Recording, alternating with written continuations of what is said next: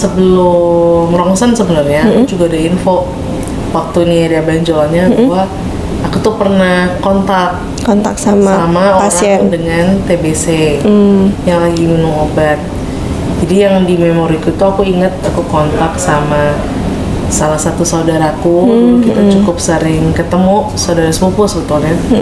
Ketemu mungkin reguler karena bantu belajar gitu ya, belajar, nemenin main gitu, dan tuh sekali ketemu mungkin ya lebih dari 1 jam, bisa 2 jam gitu, atau bahkan mungkin lebih gitu, dan untuk bertahun-tahun.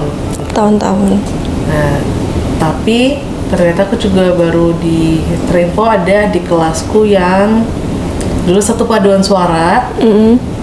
Terus dia juga sakit TBC dulu, gitu. Tapi kita nggak tahu, aku nggak tahu, dia juga nggak tahu sampai setelah ikut paduan suara itu, pokoknya dia nggak ikut full gitu lah. Tapi ya ternyata pas dia mau sekolah ke luar negeri, terbaca ternyata dia sakit TBC. Jadi kan baru mau minum obat tuh, setelah sekian lama batuk nggak selesai. Cuman disuruh dihabiskan obatnya, dosisnya karena antibiotik gitu, untuk membantu mencegah ya sebenarnya menghapus bakteri TBC-nya sih kalau minum antibiotik gitu. Jadi untuk terapi pencegahan tuberkulosis yang tersedia di Indonesia saat ini itu ada beberapa jenis. Pertama adalah ada INH, jadi yang diminum selama 6 bulan tiap hari, dan INH ini stoknya cenderung hampir di semua wilayah ada, tapi tetap perlu dikoordinasikan dengan layanan kesehatan tersedia. Lalu ada juga pengobatan pencegahan yang relatif lebih pendek, ada 3HP, 3 bulan INH dan rifampicin, dan ini juga tersedia di Indonesia, tapi masih di wilayah yang terbatas. Begitupun ada 3 bulan untuk INH dengan rifampicin, dan sama seperti 3HP juga belum tersedia di semua layanan kesehatan, jadi sangat terbatas. Dan juga tersedia 1 bulan INH sama rifampicin, jadi hanya 28 dosis diminum setiap hari, 1 dosis setiap hari selama 28 hari. Jadi 1 bulan sudah selesai.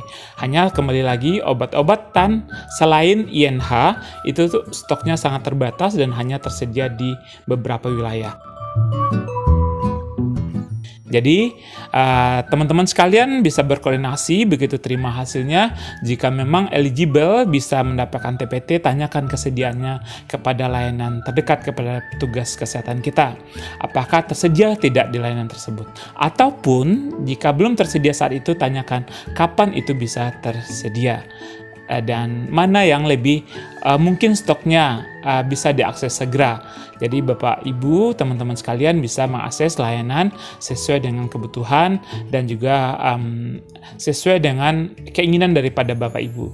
Hanya kembali lagi limitasinya ada, dan itu perlu kita sadari sama-sama dan diskusikan dengan layanan kesehatan. Saya beruntungnya saya dapat 3 HP. Jadi saya minum 3 bulan INH dengan rifampicin, diminumnya cuma sekali seminggu saja. Dan ini pengalaman saya menjalani TPT ini, alhamdulillah nggak ada efek samping yang berarti. Hanya di beberapa bulan sempat kayak merasa gatal sedikit, tapi tidak masalah. Banyak minum air putih, banyak makan sayur, ya jaga kelembaban kulit. Biasanya seiring waktu di minggu kedua, minggu ketiga itu sudah tidak dirasakan lagi. Saya terakhir mengkonsumsi itu sekitar 5 bulan yang lalu. Jadi sudah selesai. 5 bulan saya lebih tenang karena saya kontak sering dengan pasien Dan dulu pernah ada yang pasien TB resisten obat, juga cukup lama bekerja di layanan kesehatan. Dan juga saya sering mengunjungi pasien-pasien sampai hari ini dan kontak secara dekat. Karena itu saya ini menjalani pengobatan pencegahan ini, dan saya juga mengalami immunocompromise yang menyebabkan saya memang harus mengkonsumsi TPT. Karena di samping saya immunocompromise, saya juga kontak dengan pasien TBC. Oh ya, untuk sobat STPI semua, jika sobat semua kontak dengan pasien TBC atau mengalami beberapa gejala, ya TBC harus segera periksa ke layanan. Untuk memastikan apakah kita yang pernah kontak atau memiliki gejala misalnya batuk lebih dari 2 minggu, atau berkeringat malam, atau berat badan tidak naik, atau meriang dan sebagainya, periksa ke layanan kesehatan. Pemeriksaan TB itu gratis di puskesmas. Hanya biaya pendaftaran saja biasanya, dan pengobatannya juga gratis.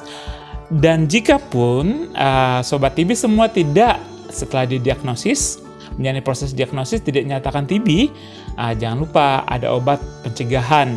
Obat pencegahan diberikan pada orang memang berisiko terinfeksi TBC, terutama yang kontak ataupun punya immunocompromise. Gitu. Dadah. Tos TB.